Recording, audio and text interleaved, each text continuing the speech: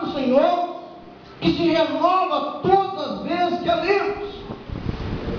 Para eu poder começar a falar de Salomão, e não falar muita coisa, porque a história de Salomão, a história dele, as crianças já conhecem desde a escola dominical, desde pequenas crianças orientadas, quem foi Salomão, o grande e poderoso.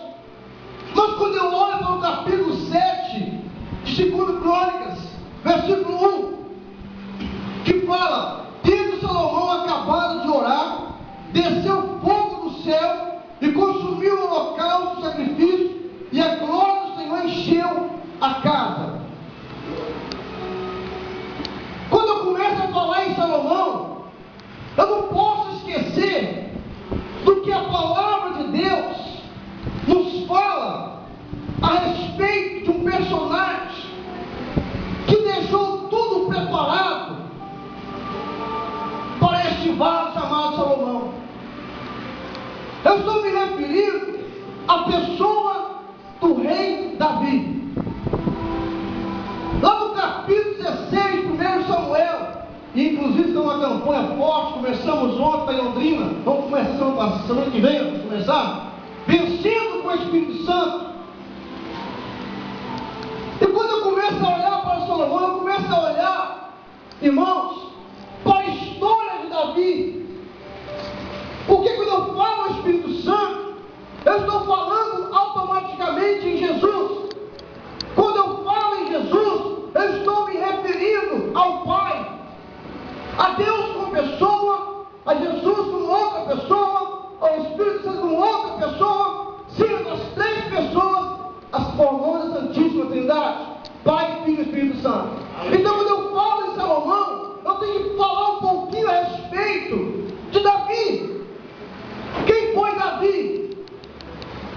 Como as coisas aconteceram em sua vida?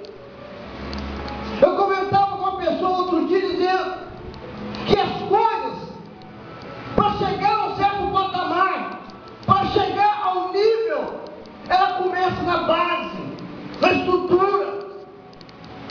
Para que Davi deixasse as riquezas, o projeto da construção do templo, ele passou por uma caminhada, ele passou por um deserto. E lá no capítulo 16, quando Samuel é enviado pelo Senhor à casa de Jessé, quando Deus dá a sua glória, ele se inclina, ele olha para a sua nação dispersa, ele olha para o seu povo sendo governado por Saul, e Saul agora obedece a Deus, não cumpre o mandamento do Senhor, quando Deus disse para ele: você precisa acabar com os amalequitas, destrói esse povo. E Saul foi lá, guardou o melhor dos bois, o que é desprezível, ele passou a espada em tudo, mas o melhor do gado ele guardou para o Senhor. Perdoou o rei, não matou o rei, e a ordem era: executa tudo. Ele não fez isso. Deus tirou o seu reino. Deus agora então se inclinou no seu trono, olhou para a terra e disse: olha, lá embaixo tem uma família, lá embaixo tem uma casa, uma família, e no meio dessa família tem um lá que eu vou levantar em destaque. Eu vou levantar para governar o meu povo. E o Senhor agora dá uma ordem para Samuel: vá até a casa de Jessé. E Samuel agora se preocupa e fala: Senhor, como é que eu vou à casa de Jessé? Se eu for lá ungir um dos seus filhos como rei, Saul vai ficar sabendo, a minha cabeça vai rolar. E o Senhor falou com ele no capítulo 16: vai lá, fala para ele que você vai sacrificar a mim, vai me adorar, convoca a população, convoca os anciãos da cidade, convoca os profetas, sacerdotes, convoca todo o povo para uma adoração, e no meio da adoração você vai executar as minhas ordens. E o texto sempre foi para lá. Ele chegou à casa desse homem chamado Jessé.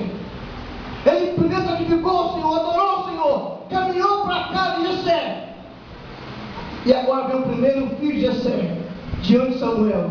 Samuel olha para esse jovem e fala: olha, ele é bonito, é inteligente, é saudável, é forte, está aqui o rei de Israel. Aí o Senhor aparência, porque